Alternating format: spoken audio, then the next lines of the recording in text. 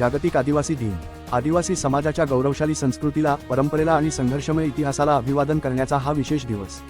जागतिक आदिवासी दिनानिमित्त संयुक्त आदिवासी उत्सव समिती, कल्याण, मुंबई तसेच आदिवासी कल्याणकारी सेवा संस्था आणि बहुजन कर्मचारी परिवर्तन संस्था यांच्या संयुक्त विद्यमाने कार्यक्रमाचे आयोजन करण्यात आले. कार्यक्रमाच्या ठिकाणी आदिवासी समाजातील विविध महानायक, समाजसुधारक आणि क्रांतिकारकांच्या प्रतिमा प्रदर्शित करण्यात आल्या. त्यांच्या विचारांना अभिवादन करताना आदिवासी समाजाची अस्मिता, संस्कृती आणि परंपरा जपण्याचा संदेश देण्यात आला. आदिवासी बांधवांना शिक्षण, रोजगार, आरोग्य, सामाजिक सुरक्षा आणि शासनाच्या विविध योजनांचा लाभ मिळणे हा त्यांचा अधिकार आहे. समाजातील शेवटच्या घटकापर्यंत विकासाच्या संधी पोहोचल्या पाहिजेत, अशी भावना यावेळी व्यक्त करण्यात आली.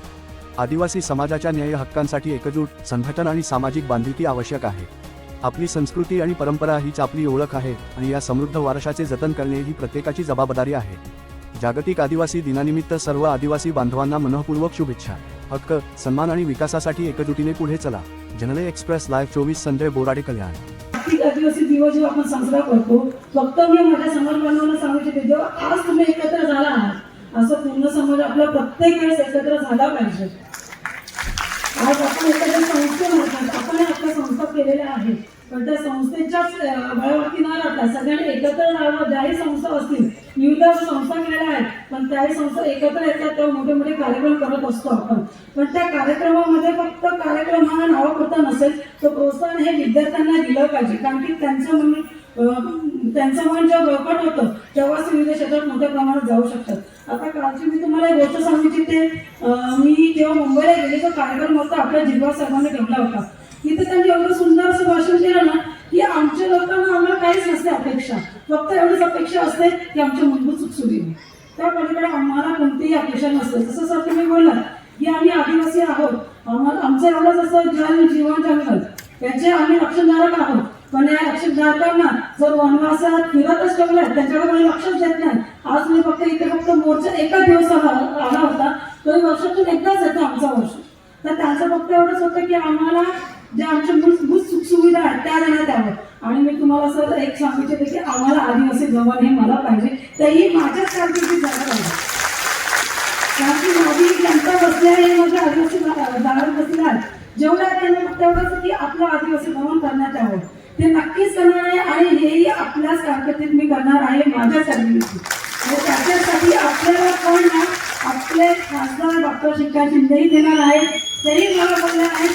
आणि आपले उपमुख्यमंत्री एकनाथजी शिंदे साहेब बोलले आहेत, ते कधी घेऊ नये, फक्त थोडासा लँडचा इश्यू आहे, तोही आता सर मी सरांशी बोलली की सर आम्हाला फक्त एक लँड आहे, आम्हाला एक जागा द्या, तिथे आम्ही करू शकतो. म्हणजे हा आपला एक विकास होऊ शकतो, तिथे आपल्याला थोडे थोडे कार्यक्रम करू शकतो आपण. त्यानंतर एक वस्तीचा झाला, आदिवासी मुलं आहेत सर, त्यांना बाहेरून गावावर येत असतात, त्यांना राहायची सोय नसते, कुठेही नसते. तर आपल्या ज्या आदिवासींसाठी आपण वसतिगृह बोललं आहे, तर ते कुठे ना कुठे लवकरात लवकर चालू करण्यात यावं. तेवढी माझी फक्त तुमच्याकडे इच्छा आहे की ते जर आमचे झाले, आमच्या खूप दुर्लभ भागातून येणारे असतात विद्यार्थी, की ते बाहेर कुठे राहू शकत नाही, त्यांची एवढी परिस्थिती नसते की ते कुठे राहू शकतात. ते कधी येतात तर माझ्याकडे कोणी राहत असतं, कोणी आता आमचे ते बांधव आहेत त्याच्याकडे कोणी कोणी येत असतं, ते राहत असतात. पण ते एक दिवस येणार, 2 दिवस येणार आणि निघून जाणार. पण त्यांची जी शिक्षणाबद्दलची आता आवड निर्माण झाली आहे, ती कुठेतरी आता ते जोपासत आहेत आणि करत आहेत. आज तुम्ही बघू शकता की आज माझ्या तालुक्यातून एक मुलगा आहे, त्यांनी मला असं वाटतं की त्यांनी पदक भेटलेलं आहे. जेव्हा आपली ऑलिम्पिक झाली, आय थिंक सो यस, गावी हा विद्यार्थी आहे, तो सुरगाणा तालुक्याचा आहे. त्यांनी तिथे जाऊन पदक घेऊन आलेला आहे. सर बघा, आज एवढा सुंदर सगळे गोष्ट करत आहेत आणि त्यांना सगळं विविध क्षेत्रात आज आम्हाला प्रोत्साहन मिळत आहे.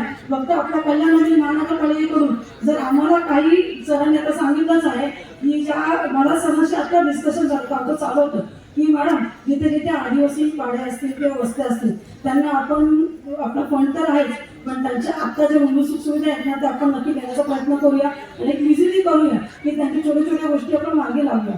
सर मी खरंच तुम्ही जे बोललात त्यासाठी धन्यवाद की तुम्ही कुठेतरी आमचा विचार करता आहे आणि चांगला वाटतं आहे.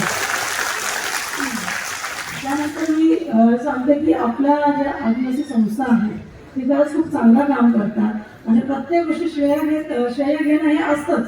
पण आज हे जे इथे बसलेले आहेत, जसे पवार साहेब आहेत, आमचे सगळे आहेत, आमचे कल्याण मुंबईचे बरेचसे कल्याण मंडळामध्ये असतात 50% तर आपल्याच अधिकारी आमच्या समाजाचे असतात आणि तेही गोष्टी सहकार्य करत असतात.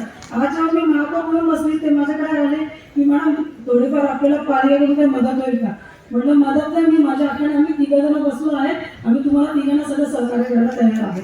आणि खरंच सगळ्यात जे दोघे नगरसेवक आहेत त्यांनी खूप मोठं सहकार्य केलेलं आहे. मी त्यांचं नाव घेऊ इच्छिते कारण की ते नेहमी पाठपुरावा करत होते की मॅडम आपल्या समाजासाठी फक्त वर्षातून एकदा कार्यक्रम असतो, आपण हा नक्कीच करूया. खरंच आम्ही करतो आहोत.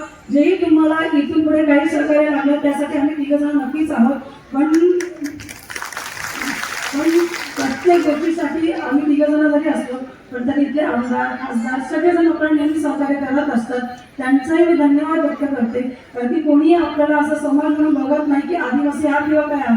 पण मी जेव्हा असं कुठे जाते ना मला एकच सांगितलं जातं तू नक्की आदिवासी असतो. आम्ही सांगते खरंच मी आदिवासी नाही तू दिसत पण नाही. मला दिसणार जाऊ नका पण मी आदिवासी नक्कीच आहे. मला रक्त काढा तर नक्कीच आदिवासी भेटेल तुम्हाला.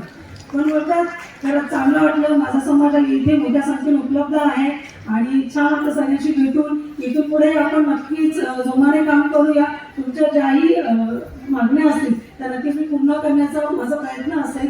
आम्ही कमिशनर साहेब आणि आम्ही नक्की संगमताने आणि 22 तारीख जे नगरसेवक आहेत 2 जण तेही पाठपुरावा करत असतात आणि आमचं 3घांचंही स्वप्न आहे की आदिवासी भवन हे झालंच पाहिजे. ते मला नक्कीच करायचं आहे. याच्यासाठी मी जोमाने प्रयत्न